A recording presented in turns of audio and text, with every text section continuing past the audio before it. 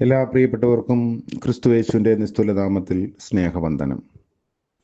ഇന്നത്തെ നമ്മുടെ ചിന്തയ്ക്കായി വിശുദ്ധ മത്തായി എഴുതിയ സുവിശേഷം 28-ാം അധ്യായം 20-ാം വാക്യത്തിൻ്റെ അവസാന ഭാഗം. മത്തായി 28:20b. ഞാനോ ലോകാവസാനത്തോളം എല്ലാ നാളും നിങ്ങളോട് കൂടെയുണ്ട് എന്ന് അരുളി ചെയ്തു. കർത്താവിൻ്റെ പരിശുദ്ധ നാമം വാഴ്ത്തപ്പെടട്ടെ. ലോകാവസാനത്തോളം എല്ലാ നാളും കൂടെ ഇരിക്കുക അസാധാരണമായ ഒരു വാഗ്ദാനമാണ്. എല്ലാ കാലവും കൂടെ ഉണ്ടായിരിക്കാമെന്ന ഉറപ്പാണ് കർത്താവ് ഭൂമിക്ക് നൽകിയ ഏറ്റവും വലിയ സാന്ത്വന വാക്ക് എന്ന് പറയാൻ സാധിക്കുന്നത്. യേശുക്രിസ്തുവിൻ്റെ അവസാനത്തെ മൊഴിയായിട്ടാണ് വിശുദ്ധ മത്തായി ഇത് രേഖപ്പെടുത്തിയിട്ടുള്ളത്. ഞാൻ സത്യം തന്നെ എന്ന് പറഞ്ഞ ഒരാൾ അത് പറയുമ്പോൾ അതൊരു ഭംഗി വാക്ക് ആകാനിടയില്ല. നമ്മുടെ ഈ ചെറിയ കൊച്ചു ജീവിതം, ആ ജീവിതത്തിൽ ഉടനീളം സഹയാത്രികനായി ദൈവമുണ്ട് എന്നതിനേക്കാൾ മറ്റൊരു സാന്ത്വനം നമുക്ക് ആവശ്യമില്ല. ഭൂമിയിൽ ഒരു മനുഷ്യനും ആർക്കും ഇങ്ങനെ ഒരു വാക്ക് കൊടുക്കാൻ കഴിയില്ല. ഞാൻ എല്ലാ നാളും നിങ്ങളോട് കൂടെ ഇരിക്കാം. അപ്പോൾ മക്കൾ മാതാപിതാക്കളോടൊപ്പം എല്ലാ നാളും ഉണ്ടായിരിക്കാം എന്ന് പറയാനാവില്ല. മാതാപിതാക്കൾക്ക് മക്കളോടങ്ങനെ പറയാനാവില്ല. ഭാര്യയ്ക്ക് ഭർത്താവിനോടോ ഭർത്താവിന് ഭാര്യയോടോ അങ്ങനെ പറയാൻ പറ്റില്ല.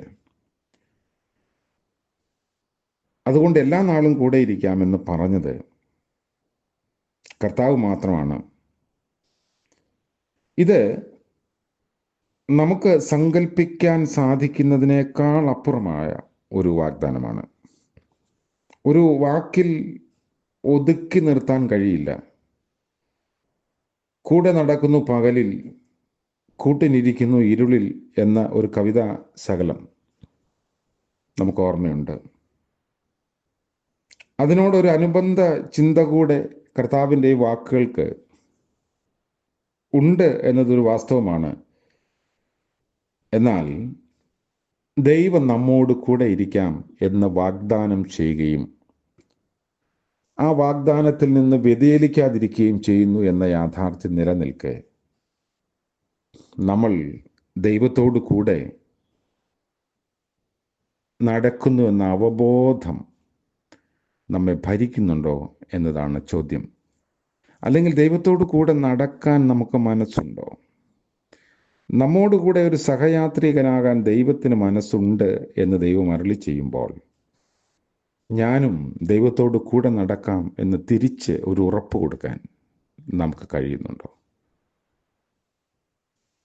അങ്ങനെ ഒരു ആത്മബന്ധമാണ് ദൈവിക സാന്നിധ്യത്തിൻ്റെ നിഴലിൽ നമുക്ക് ലഭിക്കേണ്ടത്. ഒരാൾ മറ്റൊരാളോട് കൂടെ നടക്കുന്നു, മറ്റേയാൾ അവരിനോട് കൂടെ നടക്കാൻ മനസ്സില്ലെങ്കിൽ ഒരാളിൻ്റെ മനസ്സിന് അല്ലെങ്കിൽ ഒരുക്കത്തിന് വലിയ വിലയില്ലാതെയായി പോകും. യേശുക്രിസ്തുവിന് നാമകരണം ചെയ്യുമ്പോൾ പോലും ഇമ്മാനുവേൽ എന്ന പദം ഉപയോഗിക്കുന്നു. നമ്മോട് കൂടെ, ദൈവം നമ്മോട് കൂടെ എല്ലാ കാലത്തും എന്നതാണ് ആ വാക്ക്.